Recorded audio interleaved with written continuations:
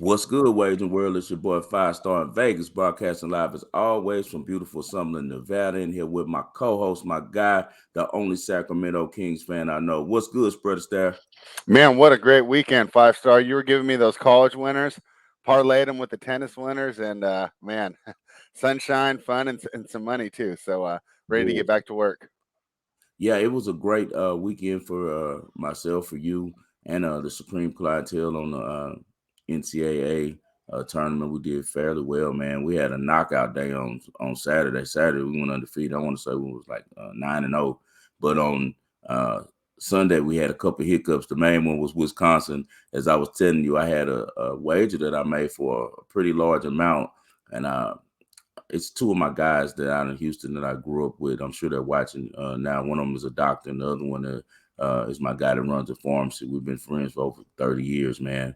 And they always ask me, "Hey, man, let's put in some bets together," because they trust my knowledge, man. And I went and took, of course, TCU plus 9.5 was a layup. I knew that they were going to be right down to the wire with Arizona, uh, and also I had on there Notre Dame plus 8. I knew that was way too many points for them to give.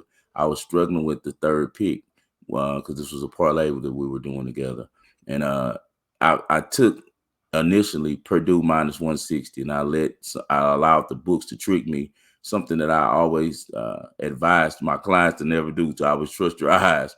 I knew Purdue was way better than Texas, but the three bothered me, and Texas has a lot of athletes. So I feel like Wisconsin would be the proper game to throw on there.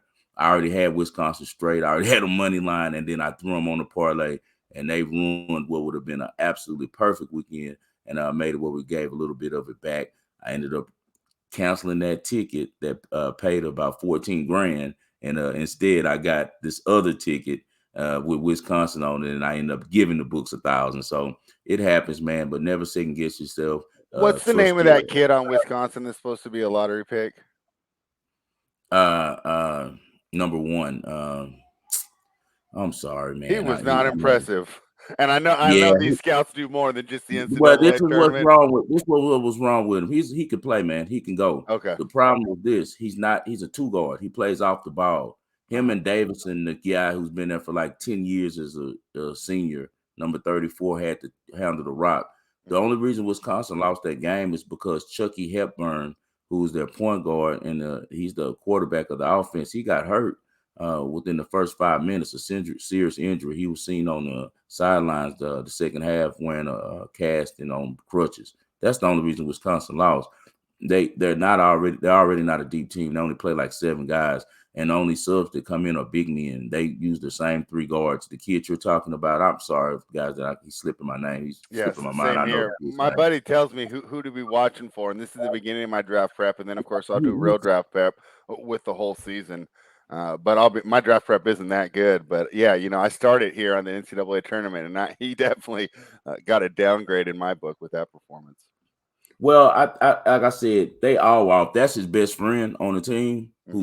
whose foot or ankle got broken or whatever happened. That's his best friend on the team. They're like the soul brothers of the Wisconsin team. You know what I'm saying? You get me? Because they're the only ones that probably really kick it and identify with each other just all of the way out of the starters. The rest of the Hmm. rotation, pretty much guys, with normal Wisconsin type players. These guys were out of the box. Wisconsin doesn't grab a lot of athletes, and these two here are. And Chucky Hepburn going down, man, was huge in that game.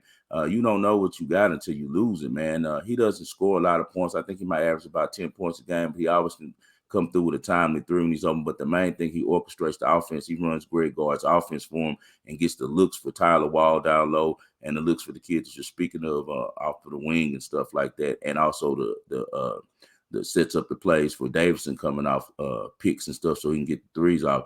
They were unable to get into the offense without that kid, man. So Wisconsin was a tough loss, man, for me. But besides that, we had a wonderful, wonderful, wonderful weekend, man. We can't complain at all. Let's get to yesterday's news from Friday's picks. How did you do for spread on Friday? Oh man, easiest cash maybe of the week is the Phoenix Suns absolutely throttled the Chicago Bulls, and it was a nice night too because I'll be honest, I was struggling going into that. We had made some live bets, all of them looked Mm-hmm. like they were going to cash, with 4 minutes to go, and it was just beat after beat. But we do this, we know it happens, right? It's still happy with the positions that I got. One of them was the Raptors, right? And I lost because Mhm. Russell Westbrook hit a three contested. I mean, if that's how you're going to Right. lose, right? On a Okay, steal, right? he would have stole the Yeah. ball. Look, he stole the ball and made a three.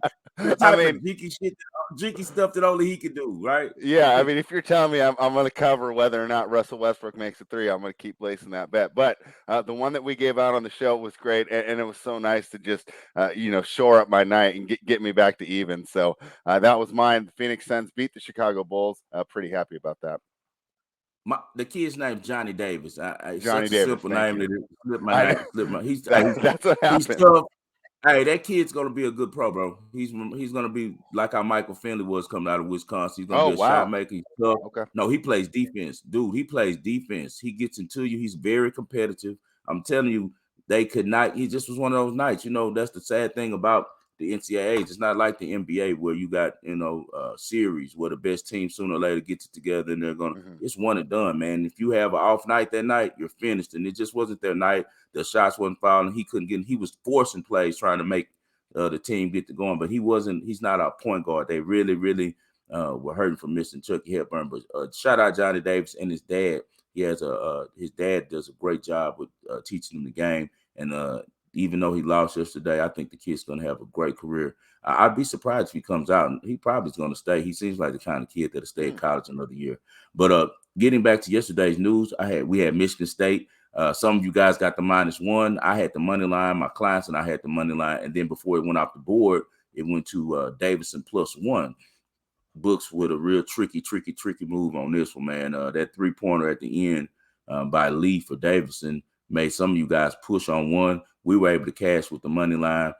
Some people were able to also cash with +105 Michigan State after right before tip. It turned to a +1 with Davidson. Tricky went by the books. They went all the way around because if you had Michigan early, you got -1.5. Michigan State early. I had to buy the half a point on a bigger ticket that I made at the beginning of the week, but I'm so glad I did. I was being lazy and went to Red Rock right by my house in bed with STN, the captain I'm wearing there. There's some good guys over at STN Sports. I went and laid the bet at Red Rock instead of going to the strip to bet with Caesars William Hill, who I probably bet with the most frequent. And Caesars William Hill already had the line at -125. You know how I am spread. If it's under 4, under 4, yeah, -4, I'm taking the money line. So they didn't have a money line available at STN at that time on the overnight. So I had to buy the half a point. I got it down to 1 and pushed on that ticket, but I won the other tickets money line. And if you were someone who follows lines, they tried to catch the geeks late where they switched it to Davidson first half -1 and for the game -1. And if you did that, you got smacked because Michigan State won the game and they won the first half. But a very interesting contest. And Michigan State played well against Duke. I hate that they kind of gave it up at the end. And one of my clients and I had the +7 yesterday, and they really were They in didn't even range. try and cover. Dude, they didn't even shoot at the end. They could have shot a 3, one got a layup or something. They didn't do anything. They Izzo just don't bounced. care about his boosters. Yeah, he obviously does. He obviously does it because he knows the line and he knows better than Yeah. that. But let's get on to the ball and parlay today. It's a brand new week. We had our 9th straight consecutive winning week for you guys. Last week we were in the black, and that's where we want to stay. So this week we're going to try to give you guys the 10th. Who you All right. got in the ball and parlay tonight? Let's start off right. And I was kind of lamenting to you before we started. So many injury reports, and I thought, with so much on the line in so many of these games, we'd have a clearer idea. My guess is most of these players play, but a lot of these teams, right, like the Bulls, the Timberwolves, we've never seen how they deal with injuries while they're in playoff contention. So a little bit of uncertainty here. So I went with what's been one of the best bets on the board over the past 2 weeks, and that's just fading the Portland Trailblazers. Yesterday, say you're betting on the Pistons; they're terrible. They only have 18 wins. And the Trailblazers do have more wins, but they've completely waved the white flag, as they like to say, on this season. They're going for that lottery spot. They know they're out. They actually do not. They can make that play-in tournament. They don't want to. You can tell with the way they've been treating their roster and the minutes they've been getting, purely developmental, not worried about winning at all. I know it's rough laying this many points with the Pistons. But before, the Blazers covered on Friday night, they had lost their last 7 games by an average of 30 points. They got a nice little game against the Nets, who let's be honest, they completely overlooked them. They just got the victory at the end.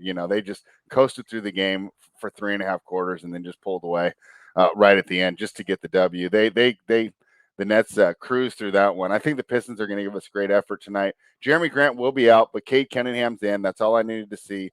With Cade in there, I think they're going to send a message to another team that's around the same place they are in the standings. So I'm going to take the Detroit Pistons -7.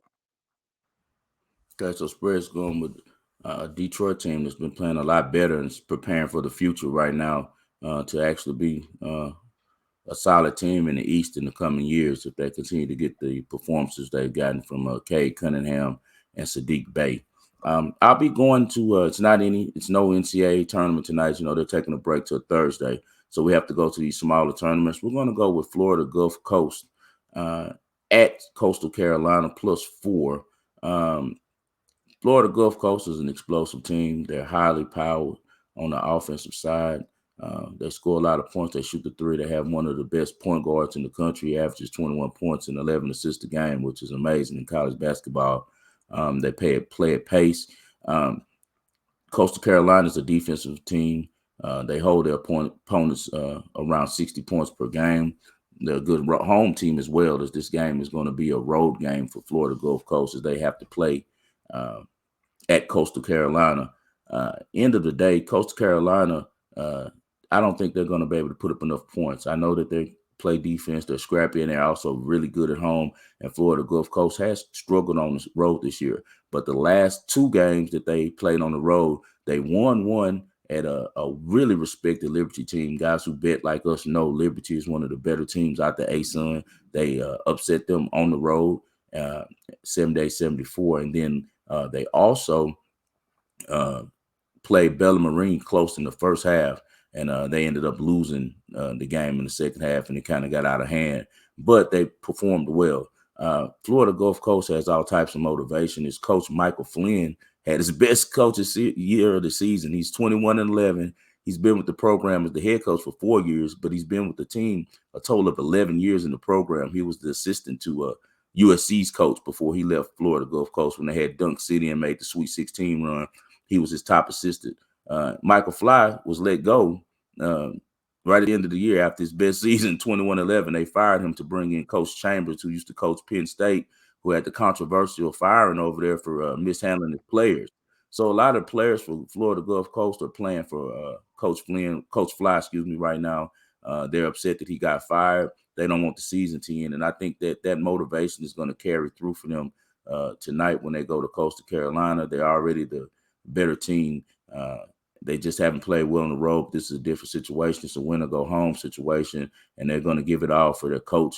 I believe that they win this one for Coach Michael Fly. So I'll be taking Florida Gulf Coast +4 for the game, first half +2, and I'll also be taking the money line +160. So you guys choose out of those three you want, but the ultimate bet we're going to leave for the bottom parlays for the whole game with Florida Gulf Coast +4. Anything else for the people spread before we get out of here? No, I'm just excited to have another winning week. Hey, it's going to be 10 straight, guys. We got this college basketball going to the Sweet 16. Shout out my Cougs. They're only getting 2.5 against Arizona. That tells me something. So we'll be keeping an eye on that number. And the game's in San Antonio, so it'll be a lot of red. And I'm talking about Houston red, not Arizona red at San Antonio. So I'm really interested to see that game. Those kids are missing their top two players. And the job that Kelvin Sampson has done molding that team, the ferocity that they play with. They made a really good Illinois team look like chumps yesterday. And I'm really proud of the Cougs, and I'll be looking forward to moving forward in the tournament. It's a wide open tournament right now, and they have a chance to win it just as much as anyone, especially if they can get past the Wildcats. So we'll get with you guys tomorrow. We got the whole week, Monday through Friday. We're here on SCOON TV every day. Tune in. We're usually up at about 3 p.m. Pacific Standard Time, preparing you for the evening. Best of luck to you guys, and we'll get with you tomorrow.